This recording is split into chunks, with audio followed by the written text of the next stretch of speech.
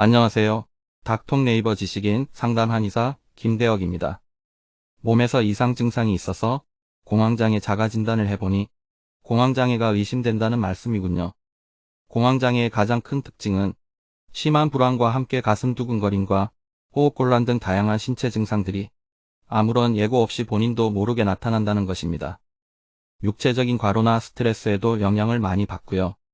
시작되면 보통 20분에서 30분 정도 공황 발작을 하게 됩니다.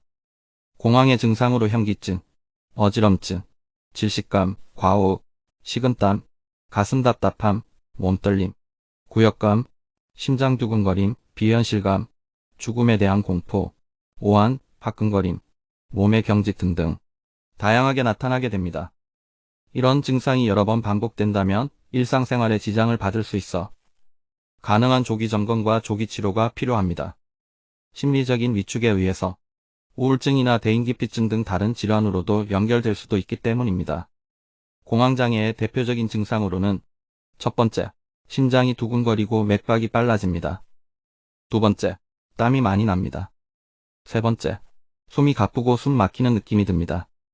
네 번째, 가슴이 답답합니다. 다섯 번째, 토할 것 같거나 속이 불편합니다. 여섯 번째, 현기증이 나고 머리띵함 또는 어지럼증이 있습니다. 그리고 이외에 비현실감 등 여타 증상들이 나타나게 됩니다. 이러한 증상은 심근경색이나 협심증 같은 관상동맥 질환 가능성, 갑상선이나 부갑상선 질환, 간질, 전정신경질환, 저혈당증, 빈맥 등에서 나타나는 증상과도 유사하기에 증상이 가볍다고 섣불리 판단하거나 공황장애 자가진단에 의존하지 마시고 진료를 통해 점검받으시는 게 좋습니다. 또한 공황장애는 저절로 회복이 어려운 만성질환인 경우가 많습니다. 적절한 시기에 치료하지 않으면 증상이 만성으로 이어질 뿐만 아니라 50%에서 60%는 우울증, 15%에서 30%는 사회공포증, 5%가량은 범불안장애, 10%는 강박증을 동반할 수도 있습니다. 공황장애 원인으로 불안감과 공포의 감정을 조절하는 편도체, 해마가 기능이 저하되면서 편도체가 지나치게 활성화되고 해마의 활성은 감소하여 발생하게 되는 것으로 보고 있는데요.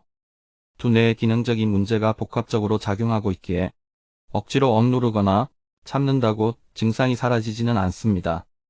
물론 공황장애 증상이 나타났을 때 일상생활을 하는데 아주 큰 문제 없을 정도로 증상이 심하지 않는 경우도 있습니다. 하지만 공황장애의 진단 기준에 해당된다면 만성으로 진행되는 과정을 밟을 가능성이 커집니다. 자아 보고 놀란 가슴 소뚜껑 보고 놀란다라는 속담처럼 특정 상황이 이전에 공황 발작 경험을 떠올리게 한다면 편도체의 과도한 공포 반응으로 반복적인 두려움과 이로 인한 교감신경계의 항진으로 다른 신체 증상이 이어지게 되므로 일상생활을 방해하기 전에 공황장애 치료가 필요합니다. 대부분의 질환이 그렇듯 스트레스성 공황장애 치료 역시 조기 진단과 조기 치료가 이루어진다면 만성화되어 생기는 문제와 대인관계와 일상생활의 지장을 초래하고 우울증과 다른 여타 질환들이 동반되는 것을 미연에 방지할 수 있습니다.